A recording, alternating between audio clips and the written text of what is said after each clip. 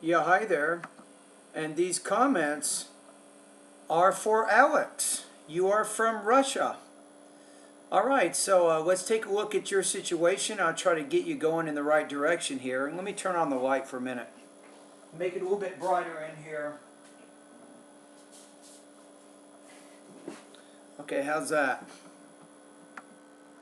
All right, so let's get back to your question. So you just joined my online course called the 7-Step System to Pass the TOEFL IBT. And first of all, I should tell you that normally I don't prepare videos for my students when I'm grading their speaking practice test, but I do have an additional service that you can use where I do that. But because you're a new student, you're sending me a speaking task and you wanted to get some general ideas of how kind of where you are right now, what your level is, right? Okay, so what I'm going to do now is I'm going to actually play your practice test one time, and we'll take a look at it. We'll see how you're doing.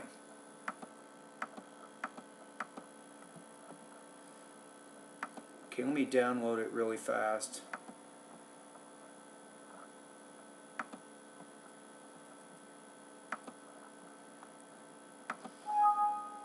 Okay, here we go.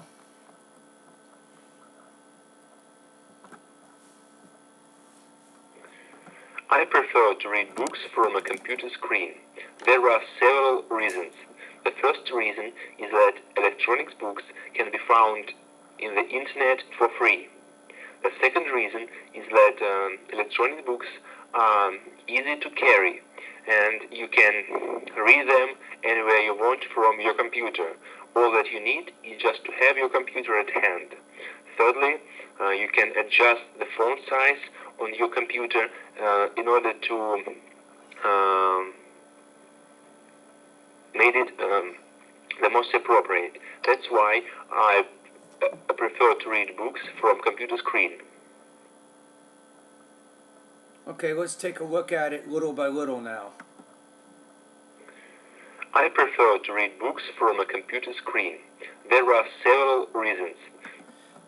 That you probably don't want to do, so I prefer to read books from a computer screen for several reasons, or there are several reasons. You're using two short independent clauses in a row. You should probably just use one sentence and even put those reasons in there.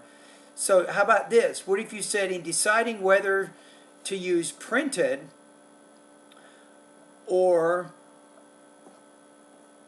online books or computer books, I choose computer books because they're free and easy to carry.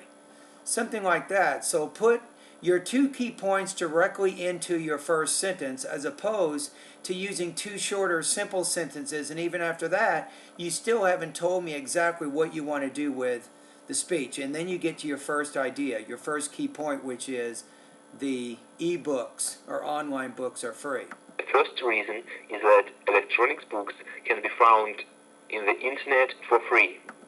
Now, what I would say here is the first reason is, say the first reason why I prefer internet books is I can find them on the internet for free or something.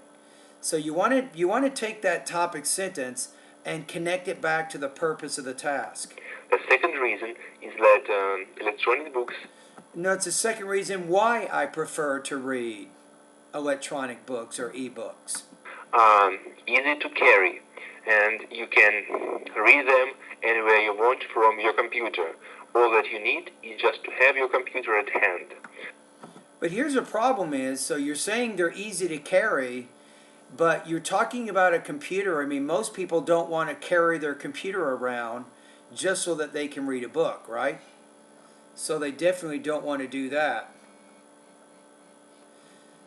So I think what you want to say is you can use what's called iPads or Kindles. These are specific types of electronic gadgets called e-readers.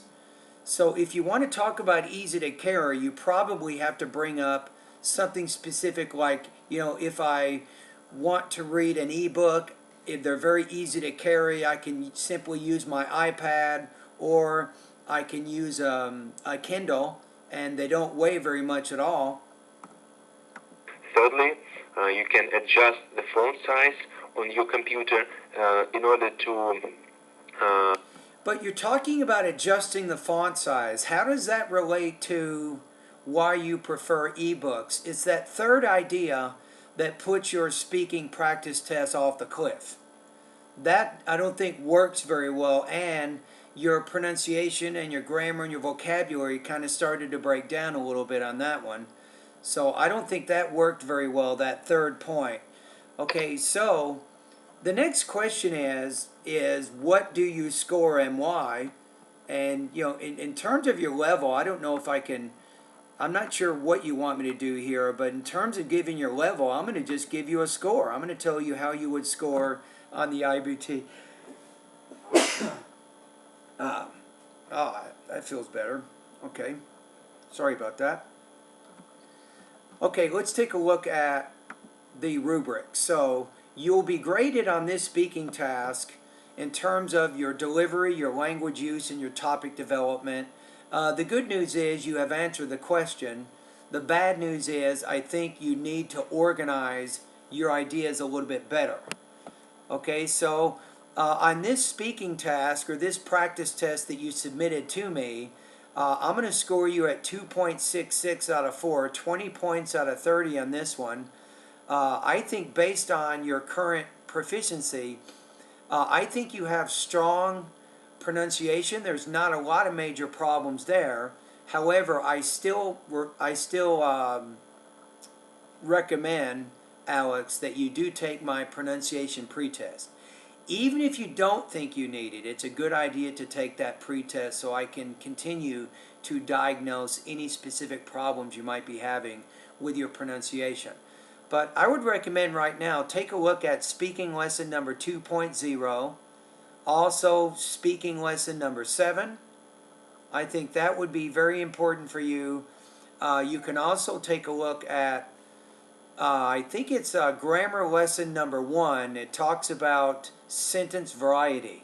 I think that would also be useful for you based on the response that you just did. Alrighty, and probably you could be a little bit weak with your vocabulary as well.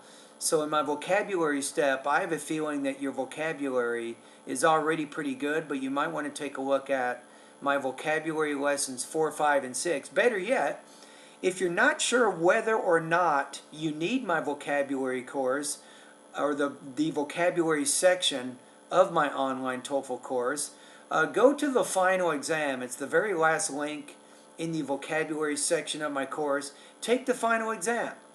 If you can score over 80% on the final exam, you probably don't need to study too much in the vocabulary area of my course. That means that you already have a pretty good knowledge of vocabulary. Alright, so at the end of this video, I listened to your speaking task, I commented on your speaking task, I gave you a score, and I even recommended some specific lessons at my online TOEFL course to help you get better. Alrighty? Now remember that this is not something I will do with all of your speaking tasks. Normally I spend about 1 to 3 minutes on each speaking task that you submit. However, if you want to pay for the additional service, I do have an additional service where I will give you more detailed comments on your speaking, kind of like what I'm doing now. You can learn a little bit more about that as you get into my online TOEFL course. But anyway, thank you very much for your email, and thank you for joining my course. I appreciate it. It's the internet is a very large space, and you found me. I mean, there are a lot of TOEFL courses out there. You could have chosen Noteful, you could have chosen Testan, you could have chosen maybe Steve Ford, who also teaches TOEFL type preparation. You could have gone directly to ETS and bought some of their materials, or maybe you already have, but you chose me, and I thank you for that. And remember, if you ever have any questions about my online TOEFL course, about anything, you simply need to email me, and I will answer you as quickly as I can.